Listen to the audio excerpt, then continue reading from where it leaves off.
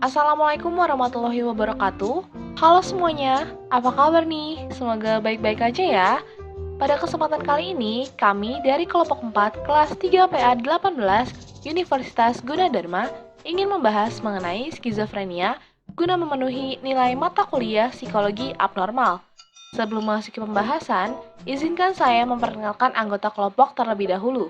Di sini terdapat Dafa Altaf Atalah, saya Nadifa Intanudayani, lalu ada Naura Fatinah, dan juga Sabrina Rahma Damayani. Nah, pada tahu nggak sih apa itu skizofrenia? Skizofrenia merupakan gangguan otak dengan yang memiliki karakteristik permasalahan mulai dari fungsi sosial, rawat diri, serta kesulitan untuk membedakan hal yang bersifat nyata maupun tidak nyata, dikutip oleh Muser dan Gingrich tahun 2006. Penderita gangguan skizofrenia dapat menarik diri dari lingkungan pergaulan sosial dan realita ke dalam keyakinan atau pemikiran aneh disebut delusi serta halusinasi, dikutip oleh Kring, Johnson, Davidson, dan Neal tahun 2012.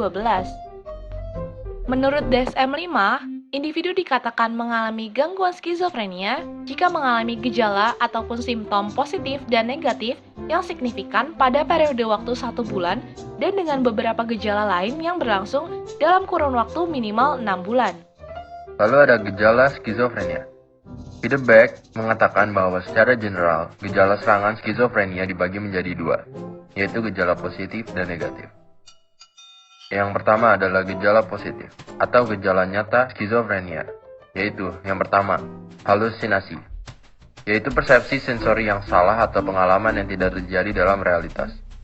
Lalu yang kedua ada waham, yaitu keyakinan yang salah dan dipertahankan yang tidak memiliki dasar dalam realitas. 3. Ekopraksia, yaitu peniruan gerakan dan gestur orang lain yang diamati klien.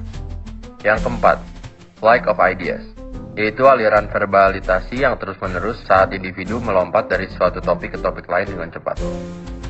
Yang kelima, perseverasi, yaitu terus-menerus membicarakan satu topik atau gagasan yang berupa pengulangan kalimat, kata atau frasa secara verbal dan menolak untuk mengubah topik tersebut. Lalu yang keenam ada asosiasi longgar, yaitu pikiran atau gagasan yang terpecah-pecah atau buruk. Lalu yang kedua adalah gejala negatif, atau gejala samar serangan skizofrenia, antara lain 1. Apati, yaitu perasaan tidak peduli terhadap individu, aktivitas, dan peristiwa. Lalu yang kedua ada alogia, yaitu kecenderungan berbicara sedikit atau menyampaikan sedikit substansi makna. Lalu yang ketiga ada afek datar, yaitu tidak adanya ekspresi wajah yang akan menunjukkan emosi atau mood. Lalu ada afek tumpul, yaitu rentang keadaan, perasaan emosional atau mood yang terbatas. Yang kelima, anhedonia, yaitu merasa tidak senang atau tidak gembira dalam menjalani hidup, aktivitas, atau hubungan. Yang keenam, katatonia, merupakan imobilitas karena faktor psikologis. Kadangkala ditandai oleh periode agitasi atau gembira, klien tampak tidak bergerak, seolah-olah dalam keadaan setengah sadar. Lalu ketujuh, tidak memiliki kemauan. Itu tidak adanya keinginan, ambisi, atau dorongan untuk bertindak atau melakukan tugas-tugas. Lalu yang kedelapan adalah gagasan rujukan, yang merupakan kesan yang salah bahwa peristiwa eksternal memiliki makna khusus bagi individu.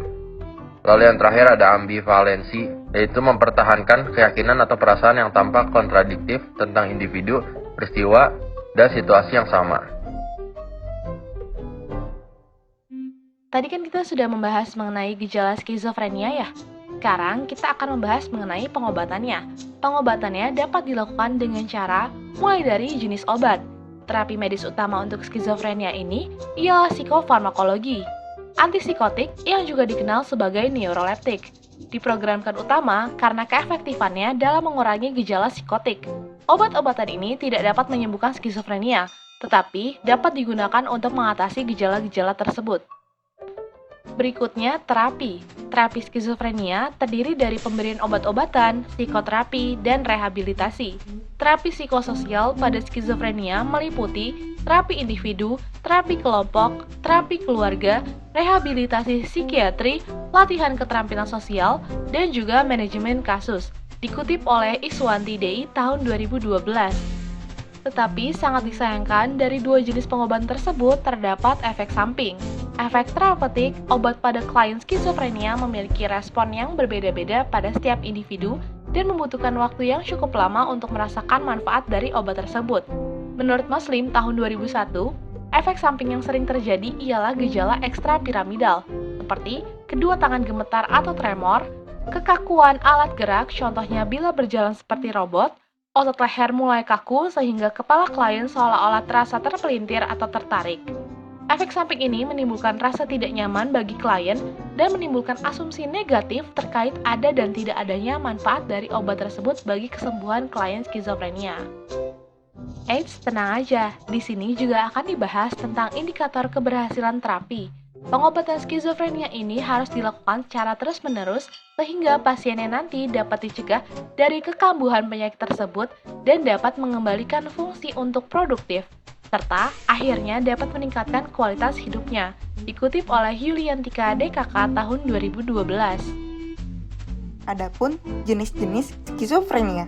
Yang pertama, paranoid skizofrenia, yang merupakan tipe skizofrenia di mana pasien skizofrenia rasa dikejar-kejar orang dan akan dibunuh.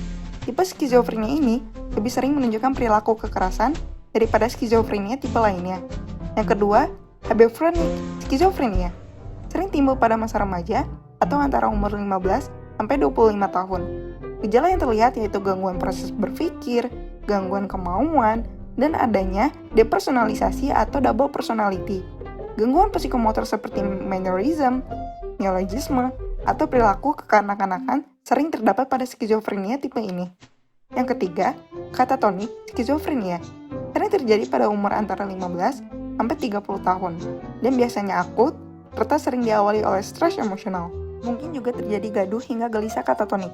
Gejala yang penting dari skizofrenia tipe ini berupa gejala-gejala psikomotor seperti mutisme, stupor, atau suatu kondisi di mana penderita tidak bergerak sama sekali untuk waktu yang lama, beberapa hari, bahkan kadang-kadang beberapa bulan. Stereotip dan juga negativisme yang ekstrim. Yang keempat, undifferentiated schizophrenia. Skizofrenia tipe ini diawali gejala seperti waham, halusinasi, bicara kacau, perilaku kacau, dan juga memperlihatkan afek datar. Yang terakhir, residual skizofrenia. Skizofrenia yang kronis dengan riwayat sedikitnya satu bagian psikotik yang jelas dan gejala-gejala berkembang ke arah gejala negatif yang lebih terlihat. Gejala negatif terdiri dari kelambatan psikomotor, penurunan aktivitas, pengumpulan afek, pasif, dan tidak ada inisiatif, kesulitan dalam pembicaraan, ekspresi nonverbal yang menurun, serta buruknya rawat diri. Skizofrenia tipe ini tidak menunjukkan gejala waham, halusinasi, bicara kacau, serta perilaku kacau atau katatonik. Faktor-faktor skizofrenia menurut Luana menjelaskan bahwa penyebab dari skizofrenia dibagi menjadi dua, yaitu faktor biologis dan faktor genetik. Untuk faktor biologis, yang pertama ada komplikasi kelahiran. Bayi laki-laki yang memiliki komplikasi saat dilahirkan sering mengalami skizofrenia. Hipoksia perinatal akan meningkatkan kerentanan seseorang terhadap skizofrenia. Yang kedua, infeksi. Perubahan anatomi pada susunan syaraf pusat akibat infeksi virus pernah dilaporkan pada orang dengan skizofrenia. Penelitian mengatakan bahwa terpapar infeksi virus trimester kedua kehamilan akan meningkatkan kemungkinan mengalami skizofrenia. Yang ketiga, hipotesis dopamin.